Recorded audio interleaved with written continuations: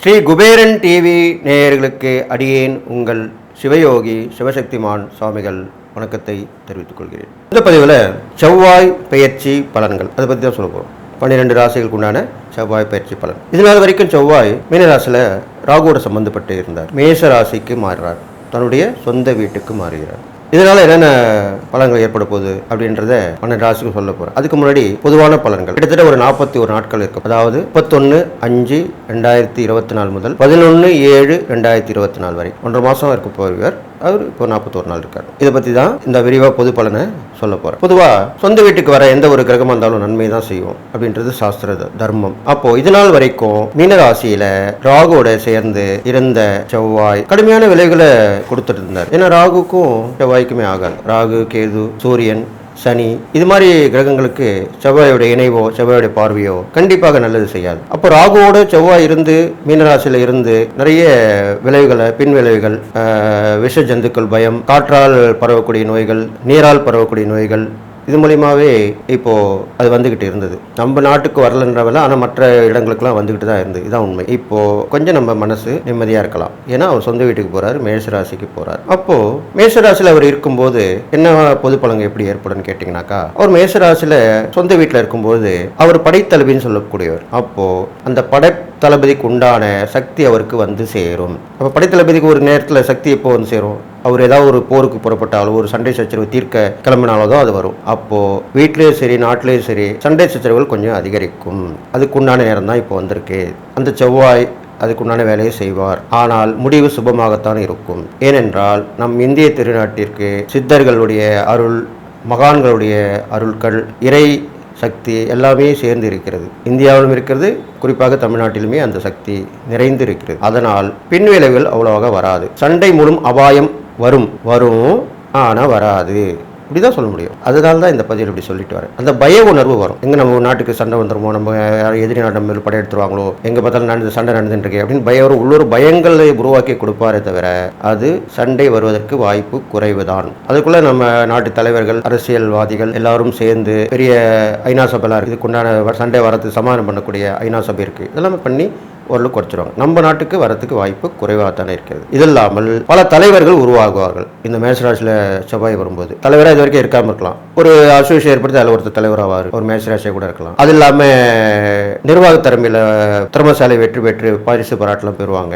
நிறைய இடத்துல ஆராய்ச்சி பண்ணி அது மூலிமா பூமியில் ஆராய்ச்சி, புதையல் சொல்கிறோம் இல்லையா, அதை ஆராய்ச்சி பண்ணி நிறைய விஷயங்களை கண்டுபிடிப்பாங்க. இப்போ கீழடியில் கண்டுபிடிச்சாங்க இல்லையா, தொல்லியல் துறையில், அது மாதிரி இந்த காலகட்டத்திலையும் அந்த மாதிரி உண்டான இது வரும். புதையல் கிடைக்கும். அது அரசாங்கத்தை சேரும். தொழில் துறை மூலிமா பல ஆராய்ச்சிகள் நடக்கும். இதெல்லாமே இந்த மேஷராசியில் செவ்வாய் இருக்கும்போது நடக்க போகுது. இது இல்லாமல் பூமிகாரகன் என்று சொல்லக்கூடிய செவ்வாய் அந்த சொந்த வீட்டிற்கு வந்திருக்கிறபடியால் மனை உயரும், பூமி லாபம் கிடைக்கும். நிறைய இடம் வாங்கி போட்டு வச்சிருப்பீங்க, விற்காம இருக்கும், இப்போ விற்கும், நல்ல விலைக்கு போகும். பொதுவாக ரியல் எஸ்டேட் துறை நல்ல லாபம் பார்க்கும். அப்படி உள்ள காலகட்டமாக தான் இப்போ இந்த செவ்வாய் பயிற்சி அமைஞ்சிருக்கு. பொதுவான பலனா சொல்லப்படுது. அப்படிப்பட்ட அந்த செவ்வாய் தன்னுடைய ராசியிலிருந்து கடகம், துலாம், விருச்சிகம் இந்த 3 ராசியும் பார்க்கிறார். அப்போ கடகத்தை பார்க்கும் பொழுது, நீர் ராசியான கடகத்தை பார்க்கும் பொழுது, செவ்வாய் நெருப்பு கிரகம் இல்லையா, கடகம் நீர் கிரகம் இல்லையா, 4ஆம் பார்வையாக பார்க்கும் பொழுது எப்பயுமே சைடு பார்வை தான் பாப கிரகங்களுக்கு ரொம்ப பவர்ஃபுல்லானது. சனி பகவானுக்கு எப்படி 3ஆம் பார்வை பலமுள்ளதாக அமைந்திருக்கிறதோ அதே மாதிரி தான் செவ்வாய் பகவானுக்கு 4ஆம் பார்வை ரொம்ப பவர்ஃபுல்லாக இருக்கும். அப்போ எரிமலை வெடிக்கும், நெருப்பு குழம்புகள் வரும், கடலில் விழும், கடலில் உள்ள எரிமலை வெடிக்கும், இது மாதிரிலாம் நடக்கும். பூகம்பம் கண்டிப்பாக வரும். இந்த பூமிகாரகன் மேஷத்தில் அமர்ந்தர்கள், அதனால் பூகம்பம் வரும். ஒரு சில இடங்கள் வரும், போகும். அதன் உண்டான பயமும் நமக்கு தென்பட தெரியும். நிறைய சாலை விபத்துக்கள் நடக்கும். அடிதடி பயிறது, ரத்த காயங்கள் ஏற்படுறது, ரத்தம் வருது, எல்லாமே நடக்கும். என்ன பயமத்தினே போறேன்னு சொல்றீங்களா? இல்லை, இதெல்லாமே நடக்கும். ஆனால் பெருவாரியான விஷயத்தில் நடக்காது. நம்ம நாட்டுக்கு அவ்வளோ நடக்காது. இது இறை வழிபாடு ஆலயம் பரிகாரத்தில். அதனால தான் நம்ம இறை வழிபாடு பரிகாரம் சொல்லிட்டு வரோம். அதனால தான் நம்ம மக்கள் எல்லாம் மீண்டு வராங்க. கொரோனா கூட எப்படி மீண்டு வந்தாங்க, இந்தியா எப்படி மீண்டு வந்தது, அது மாதிரி தான் நம்ம சொன்னால் கேட்போம். நம்ம பயப்படக்கூடியவங்க, ஆன்மீகத்துக்கும் பயப்படக்கூடியவர்கள் தான் நம்ம. பக்தியில பயபக்தி சொல்லலையா, அந்த பயபக்தி உருவாக்கி கொண்டவர்கள் தான் நம்ம இந்திய நாடு. அதனால கண்டிப்பாக நமக்கு அவ்வளோ பெரும்பாலும் சேதம் இருக்காது. அதே மாதிரி 7ஆம் பார்வையாக துளாராசியை பார்க்கிறார். துளாராசியை பார்க்கும் பொழுது கண்டிப்பாக தண்டனை கிடைக்கும். குற்றவாளிகளுக்கு கண்டிப்பாக தண்டனை கிடைக்கும். நீண்ட நாளா கேஸ் போயினே இருக்கும். பெரிய குற்றம் பண்ணிப்பாங்க மக்கள்லாம். என்ன இப்படி பண்ணிட்டானே விட்டுருக்காங்க அவங்களுக்கு எல்லாமே இப்போ தண்டனை கிடைக்கும். நீதிபதிகள் தன்னுடைய சத்திய வாக்கு தவறாமல் தீர்ப்பு வழங்குவார்கள். அடுத்ததாக விருச்சிகத்தையும் பார்க்கிறார். விருச்சிகத்தை பார்க்கறனால அதுவும் அவருடைய சொந்த வீடு தானே. அதனால விருச்சிகத்தை பார்க்கும்போது கடல் கடந்த வாணிகம் சிறப்படையும். கடல் கடந்த வாணிகம் சிறப்படையும். ஷிப்பிங் மூலிமா ஷிப்பிங்கில் இருக்கவங்களாம் நல்லா டெவலப் ஆவாங்க, நல்லா வருவாங்க. கடல் சீற்றம் அதிகரிக்கும். சுனாமி வருவதற்குண்டான வாய்ப்புகளும் தென்படும். இதெல்லாம் செவ்வாய் பயிற்சியால் இப்போ மேசராசிக்கு வந்தவுடனே இந்த 41 நாட்கள் கண்டிப்பாக நடக்கும். நல்லதே எடுத்துக்கோங்க. கெட்டதுக்கு இறை வழிபாடும் பரிகாரம் தான தர்மங்கள் பண்ணிட்டு வாங்க. கண்டிப்பாக அதுலேருந்து வெளியே வந்துடுவீங்க. எல்லாம் நல்லபடியாக தான் நடக்க போகுது. இந்த செவ்வாய் பயிற்சி பலன் மக்களுக்கு நல்லதை மட்டுமே செய்ய வேண்டும். என்னுடைய உபாசன வீரக மகாவாரை வணங்கி உங்களுக்கு அவங்களுடைய அருள் பரிமாணம் சொல்லி வாழ்த்தி, ஓம் மகிஷத் பஜாயி வித்மகே சண்டகஸ்தாய் திமகே தன்னோ வாராகி பிரஜோதியா, வாராகி ஒரு பரிபூர்ணம் உங்களுக்கு கிடைக்கணும்னு சொல்லி வாழ்த்தி, விருச்சிக ராசிக்காரர்கள் பார்த்தீங்கன்னாக்கா அந்த செவ்வாய் பகவானப்பட்டவர் 6ஆம் இடத்துக்கு வந்திருக்கார். 6ஆம் இடத்துலேருந்து 1, 12, 9 இந்த 3 இடத்தையும் பார்க்குறார். பொதுவாக உங்கள் ராசியாதிபதி செவ்வாய் அவர் மேஷத்துக்கு வந்தால் கூட அதுவும் அவருடைய ராசி தான். அதனால் 6ஆம் இடத்துக்கு வந்திருக்கனால உங்களுக்கு சத்ரு ஜெயம் கண்டிப்பாக ஏற்படும். சத்ரு ஜெயம் என்ன? விரோதிகள் தொல்லை கொடுத்துட்டுருப்பாங்க, அது இனிமேல் இருக்காது. இந்த செவ்வாய் பயிற்சியால் அது போயிடும். அப்புறம் வருமா? வராது. எப்பயுமே ஒரு விஷயம் போச்சுன்னா அது கண்டிப்பாக வராது, நல்லதுதான் நடக்கும். அது இல்லாமல் எதிர்மறை எண்ணங்கள் போயிடும், எதிராளிகள் போயிடுவாங்க. இதெல்லாம் போனால் நல்லது தானே, நல்ல விஷயம் தான் நடக்க போகுது. உங்களுக்கு கேட்டதில் உதவி கிடைக்கும், வழக்குகள்லாம் ஜெயமாகும், உடம்பு நல்ல சீர்படும், மருத்துவ பரிசோதனை பண்ணிட்டீங்க, அது மூலிமா தெரிஞ்சு அதில் நல்லா வந்துடுவீங்க. இதெல்லாமே நடக்கும் உங்களுக்கு. விருச்சிக ராசிக்காரர்களுக்கு கண்டிப்பாக. இப்போ விருச்சிக ராசிக்காரர்களுக்கு நல்ல நேரங்காலம் நல்லா தான் வந்துட்டுருக்கு. குரு நல்லா இருக்கார்.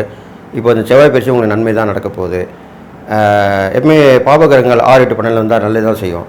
அந்த வகையில் உங்களுக்கு செவ்வாயுடைய முழு பலனும் கிடைக்க போகுது. அதனால் நீங்கள் நல்லது கண்டிப்பாக நடக்கும். அது இல்லாமல் செவ்வாய் பார்த்தீங்கன்னா உங்கள் ராசிக்கு உங்கள் ராசியை பார்க்குறாரு. உங்கள் ராசியை பார்க்குறனால உங்களுக்கு எதிலும் சாதிக்கக்கூடிய அந்த தைரியம் மேலோங்கி வரும். துள்ளி குதிப்பீங்க. நான் அதை பண்ணணும், நான் இதை பண்ணணும் அப்படின்னு சொல்லுவீங்க. இது மாதிரிலாம் செய்வீங்க. அப்போது உங்களுடைய நட்பு வட்டாரங்கள் விரிவடையும். அவங்க மூலிமா நல்லது நடக்கும். சரி, இவன் சொல்கிறானே, இவனை இதில் ஈடுபடுத்தி பார்த்தானா அப்படின்னு ஈடுபடுத்துவாங்க. அதில் நீங்கள் வெற்றி பெறுவீங்க. பரவாயில்லையே அப்படின்னு சொல்லிட்டு கைத்தட்டி வரவேற்பாங்க. அதனால் இதனால இருக்குது தெரியாமல் இருந்தேன் அப்படின்றது சொல்லி பாராட்டுவாங்க. இது மாதிரிலாம் நடக்கும். அது இல்லாமல் உங்களுக்கு வெளியூர் பயணத்தை ஏற்படுத்தி கொடுக்கறதுக்கும் வாய்ப்பு இருக்குது. அந்நிய தேச வாசம் கிடைக்கும். அங்கே அவங்க மூலிமா நல்லது நடக்கும். இது மாதிரிலாம் நடக்க போகுது. அது இல்லாமல் உங்களுக்கு வேண்டுதல் பிரார்த்தனை இருக்கும். கண்டிப்பாக விருச்சிக ராசிக்காரங்களுக்கு எங்கேயுமே போனாங்க அவங்க எப்பவுமே ஒரு மாதிரி டைப் தான் விருச்சிக ராசிக்காரங்க. எங்கே போனாலுமே நம்மளுக்கு அது சரியில்லை இது சரியில்லை இப்படி தான் நினச்சிட்டு இருப்பாங்க. ஒரு தனியம்மையிலே இருப்பாங்க, ஏகாந்தமாக இருப்பாங்க. அப்படிப்பட்டவங்களுக்கு அந்த கோயில் போனால் அந்த சாமிகிட்ட வேண்டிட்டு வந்திருப்பாங்க, அது மறந்துருப்பாங்க. அது இப்போ ஞாபகம் அந்த வேண்டுதலோ பிரார்த்தனையோ சரி நீங்கள் நிறைவேற்றிங்கன்னா கண்டிப்பாக நல்லது நடக்கும். கடன் வச்சுக்கூடாது இல்லையா? அது மக்கள்கிட்டே மனுஷால்கிட்டே கடன் வைக்கூடாதுன்றாங்க. அப்போ தெய்வத்திற்கு கடன் வேண்டுதல் பிரார்த்தனைன்றது நம்ம கடன் வைக்கிற மாதிரி தான். அந்த கடனை எப்படி தீர்க்க முடியும்? அந்த வேண்டுதல் பிரார்த்தனை நிறைவேற்றினா தான் அந்த கடன் தீரும். அதுதான் தெய்வ கடன் சொல்லுவாங்க. தெய்வ கடன் என்ன? இந்த வேண்டுதல் பிரார்த்தனை தான் தெய்வ கடன். அப்போ அது தீர்க்கப்படும். அது மாதிரி பண்ணிவிடுங்க. இது மாதிரிலாம் செஞ்சுட்டு வந்தால் கண்டிப்பாக நல்லது நடக்கும். விருச்சிக ராசிக்காரங்களுக்கு பெரும்பாலும் நல்லது தான் நடக்க போகுது. ஏன்னா ராசியாதிபதி செவ்வாய் உங்கள் ராசிக்குரியவனும் அவர் தான். அதனால் இது இல்லாமல் நல்ல பயிர் வளர்ச்சி, விவசாயம் பண்ணுறவங்க நல்ல செழிப்பான வளர்ச்சி கிடைக்கும். அது மூலிமா லாபங்கள் கிடைக்கும். வெளிநாட்டுக்கு ஏற்றுமதி இறக்குமதி பண்ணி சம்பாதிப்பீங்க. நல்ல நிலைமைக்கு வந்துடுவீங்க. உங்கள் பேர் நிலைநிறுத்தப்படும். அது நீங்கள் எவ்வளோ ஏழ்மையில் இருந்தாலும் திறமையை உங்கள் வெளிப்படும். அது முன்னாடி காலகட்டம் தான் இப்போ வந்திருக்கு. அதனால் விருச்சிக ராசிக்காரங்களுக்கு எல்லா வகையிலும் ஏற்றமாக தான் இருக்க போகுது செவ்வாய் பயிற்சி. இது இல்லாமல் அவர் இருக்க இடமும் சரி, பார்வைப்படும் இடம் நல்லா தான் இருக்குது. இது இல்லாமல் நீங்கள் என்ன பண்ணணும்னு கேட்டிங்கன்னா 6 படை வீடு முருகர் கோயில் போயிட்டு வரணும். இந்த விருச்சிக ராசிக்காரங்க 6 படை வீடு முருகர் ஒரே இடத்துல கூட இருக்குது சென்னையில், அதையும் போயிட்டு வரலாம். இல்லை 6 படை வீடு முருகர் ஒரே டூரில் போயிட்டு வரலாம். இல்லைன்னா தனித்தனியாக கூட போயிட்டு வரலாம். எப்படி வேணாலும் போகலாம். அப்படிப்பட்ட முருகரும் இங்கே இருக்காங்க. அந்த மாதிரி முருகர் பேர் கொண்ட முருகரையும் நீங்கள் வழிபடலாம். எல்லாமே உங்களுடைய சாய்ஸ் தான். என்ன ஒன்று 6 முருகர் பார்த்துட்டு 6 கோயில் போயிட்டு வரணும். முருகர் கோயில் 6 போடணும், அவ்வளோதான். அப்படி மாதிரி போயிட்டு வாங்க. விளக்கேற்று வழிபடுங்க. முருகருக்கு நேர்த்தி கடன் பண்ணுங்க. காவடி பெரும்பாலும் முருகருக்கு காவடி பிடிக்கும். அந்த காவடியில் எந்த காவடி உங்களுக்கு பிடிக்குமோ அதை வேண்டி நான் நிறைவேற்றுறேன்னு சொல்லுங்க. இது மாதிரிலாம் பண்ணிட்டு வாங்க. இது மாதிரிலாம் பண்ணிட்டு வந்தீங்கன்னா இந்த விருச்சிக ராசிக்காரங்களுக்கு அந்த இறை பரிகாரமாக சொல்லப்படுது. நீங்கள் செய்யக்கூடிய தான தர்மங்கள் பார்க்கும்போது விருச்சிக ராசிக்காரர்களுக்கு நிறைய தானியங்கள், இப்போ சுண்டல் பாருங்களேன், இப்போ பிரசாதம் கொடுக்குறோம் இல்லையா, உணவுகள் கொடுப்பாங்க, அது இல்லாமல் சுண்டல் வகையில் கொடுப்பாங்க பாருங்கள், அந்த மாதிரி பருப்பு வகையில் சுண்டல், அதெல்லாம் நீங்கள் பண்ணலாம். சுண்டல் வகையில் நிறைய பண்ணி நிறைய தானம் பண்ணலாம். பெரும்பாலும் குழந்தைங்களுக்கு, வயதானவங்களுக்குலாம் அந்த சுண்டலை விரும்பி சாப்பிடுவாங்க. அது சாப்பிட்டாலே போதுன்னுவாங்க, பசி அடங்கிச்சுன்னுவாங்க. அது மாதிரி சுண்டல் வகையில் தான தர்மம் பண்ணலாம். உணவு பரிமாறம் பண்ணலாம், சூடான உணவுகள் பரிமாறம் பண்ணலாம்.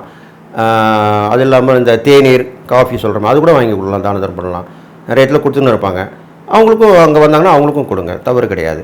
இது மாதிரிலாம் பண்ணிட்டு வாங்க. இது மாதிரிலாம் பண்ணிட்டு வந்தீங்கன்னா இந்த விருச்சிக ராசிக்காரங்களுக்கு கண்டிப்பாக நல்லதாக நடக்கும். இந்த செவ்வாய் பயிற்சி ரொம்ப ஏற்றமாக தான் இருக்க போகுது. அதனால் நான் சொன்ன இந்த இறை வழிபாடு, பரிகாரங்கள், தான தர்மங்கள்லாம் நீங்கள் தொடர்ந்து செஞ்சுட்டு வரலாம். தொடர்ந்து செய்யலாம். இந்த செவ்வாய் பயிற்சி தான் செய்யணும்னு அவசியம் இல்லை.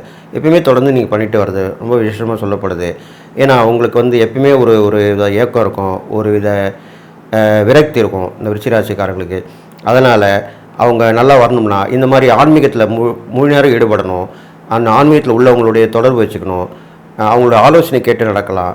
கூடிய விரைவில் நீங்களே கூட ஒரு ஆன்மீகவாதியாக கூட மாறிடுவீங்க. அது மாதிரிலாம் சொல்லப்படுது. அதனால் செஞ்சுட்டு வாங்க. கெட்ட வழியில் போகாங்க, தீய வழியில் போகாதீங்க, தீய நட்பை விலைக்கிடுங்க. இதெல்லாம் பண்ணிட்டு வந்தீங்கன்னா கண்டிப்பாக விருச்சிக ராசிக்காரங்களுக்கு இந்த செவ்வாய் பயிற்சி பலன் எல்லா நாளும் பெற்று சொல்லி வாழ்த்தி விடைபெறுகிறேன். ஸ்ரீ குபேரன் டிவியை பார்த்தமைக்கு நன்றிகள். மேலும் இது போன்ற தகவல்களை தெரிந்து கொள்ள ஸ்ரீ குபேரன் டிவியை சப்ஸ்கிரைப் செய்யுங்கள். மறக்காமல் பெல் ஐக்கானை கிளிக் செய்யுங்கள்.